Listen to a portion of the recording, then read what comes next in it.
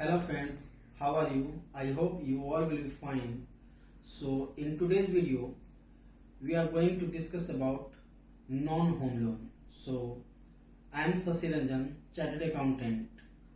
In this series of video, as I already discussed regarding home loan.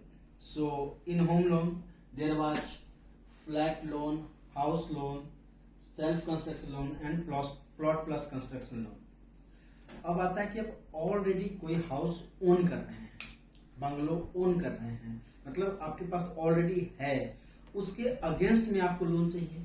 तो फिर loan किस चीज के लिए चाहिए? वो पर्पस एंड यूज कुछ भी हो सकता है, लाइक एजुकेशन हो सकता है, मैरिज हो सकता है, बिजनेस हो सकता है, या कोई फ्रेश प्रॉपर्टी परचेज करना चाहते हैं, उसमें कोई फंड का रिक्वायरमेंट है और वो प्रॉपर्टी मॉर्गेज आप नहीं करना चाहते हैं, देन आप जो भी हाउस ओन कर रहे हैं उसके अगेंस्ट में आप बैंक से लोन ले सकते हैं।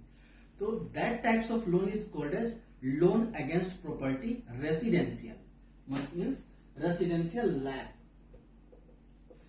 लैप रेसिडेंशियल आप ले सकते हैं। मतलब कोई आप रेसिडेंशियल हाउस ओन कर रहे हैं, उसके अगेंस्ट में आप लोन लेना चाहते हैं, पर्पस कुछ भी हो, तो आप वो लैप रेसिडेंशियल ले सकते हैं। तो फिर एक आता है होम लोन में, तो भी तो रेसिडेंशियल है और नॉन होम लोन में भी रेसिडेंशियल है। तो इस दोनों में बेसिक डिफरेंस क्या है?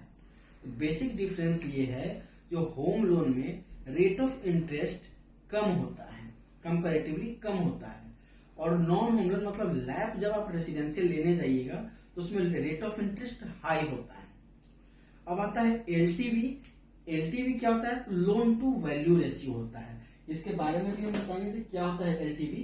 तो ये समझ लीजिए आपके प्रॉपर्टी के अगेंस्ट में जो बैंक लोन कितना परसेंट तक दे रही है, वही मतलब आपकी प्रॉपर्टी के वैल्यू का, तो एक लोन टू वैल्यू रेशियो हो जाता है। तो होम लोन में क्या होता है? कंपेरेटिवली हाई होता है, जैसे कि 80%, 90%, 75%, वो एज द केस में भी रहता है। ठीक है, जो इस पे भी हम आप एक वीडियो सेपरेट बनाएंगे, एलटीवी कितना रहता है, आरबीआई का क्या गाइडलाइन है, ये भी हम बताएंगे। और नॉन होम लोन में जब आप लैप लेने जा रहे हैं तो उसमें एलटीवी कंपैरेटिवली लो रहेगा। ठीक है, और उसमें आपका रेट ऑफ इंटरेस्ट भी हाई रहेगा, जैसा कि यहाँ पे हम बता दिए, रेट ऑफ इंटरेस्ट हाई है और एलटीवी लो है। अब आता है लैप कॉमर्शियल। अब रेसिडेंशियल हाउस ओन कर रहे थे तो कोई बात ही नहीं, अब आपके पास ऑलरेडी कोई कॉमर्शियल प्रॉपर्टी है, लाइक से कोई शॉपिंग कॉम्प्लेक्स है या कोई शॉप्स है, मतलब कोई भी प्रॉपर्टी जो कॉमर्शियल पर्पस के लिए यूज किया जा सके, और उसके अगेंस्ट में आप लोन लेना चाहते हैं, तो that types of loan is called as LAP commercial loan. और एक आता है थर्ड वन होता है स्पेशलाइज्ड प्रॉपर्टी। अब ये स्पेशलाइज्ड प्रॉपर्टी क्या है?